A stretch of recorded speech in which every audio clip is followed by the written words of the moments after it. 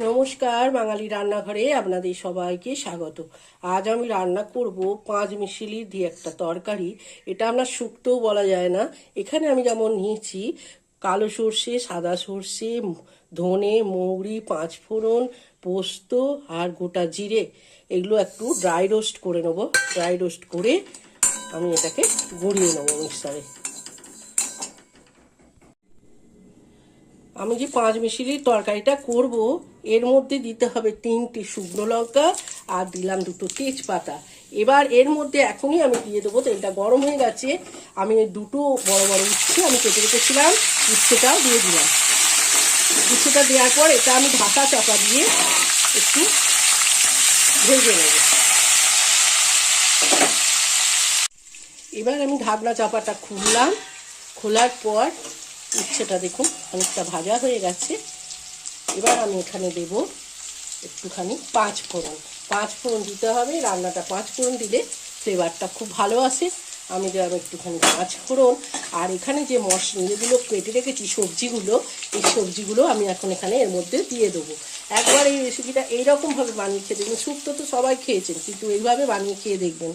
এখানে যেমন আছে বরবটি আছে, বেগুন আছে, ঝিঙে আছে, আলু আছে, রাঙা আলু আছে, মানে সব রকমের সবজি যা যা আপনারা পছন্দ করেন সেগুলো দিতে পারেন।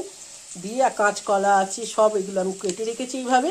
আমি এগুলো এখন এর মধ্যে সব দিয়ে দিলাম। দিয়ে এবার আমি এটাকে ভালো করে আরেকটু ভেজে নেব তেলের সাথে। আর এখন যেটা দিতে হবে এর সাথে এখনই দিয়ে দেবো পরিমাণ মতো হলুদ আর পরিমাণ মতো লবণ। দুটোই দিতে হবে, হলুদটা একটু কম দেবেন, খেতে খুব। এবার আমি এটাকে ভালো করে মিক্স করে ভেজে আমি ঢাকা চাপা দিয়ে রেখে দেবো। আমি আপনাদের দেখিয়ে দিচ্ছি। এখানে একটা কথা বলতে ভুলে গেছি, এখানে আমি বেশ খানিকটা পেঁপেও দিয়েছি। পেঁপে দিলেও এই স্বাদটা খুব ভালো লাগে খেতে। এবার আমি এটাকে একটু ভাজবো, এটা ভাজার উপরে রান্নাটা হবে। আমি এটা যতক্ষণ না সবজি নরম হচ্ছে মাঝে মাঝে খুলে খুলে দেখে একটু নেড়ে দেবো। আমার সবজি অনেকটা ভাজা হয়ে গেছে। এখন আমার এখানে দিতে হবে অল্প একটুখানি চিনি দেবো, পরিমাণ মতো দিলাম চিনি। আপনারা যে যেমন মিষ্টি খান সেই হিসাবে দেবেন। এটাতে একটু মিষ্টি মিষ্টি ভালো লাগে বলে আমি মিষ্টিটা দিলাম। আপনারা যদি মনে করেন দেবেন না, নাও দিতে পারেন। আর এখানে দেবো জল। জলটা দিয়ে আমি এটা এখন একটু সেদ্ধ হতে দেবো। নর্মাল জল দিলাম, দেওয়ার পর সেদ্ধ হতে দেবো আলু আর পেঁপেটাকে। অন্য সবজিগুলো ভাজাতে সেদ্ধ হয়ে যায়, কিন্তু পেঁপে আর আলু একটু সেদ্ধ হতে দেরি হয় বলে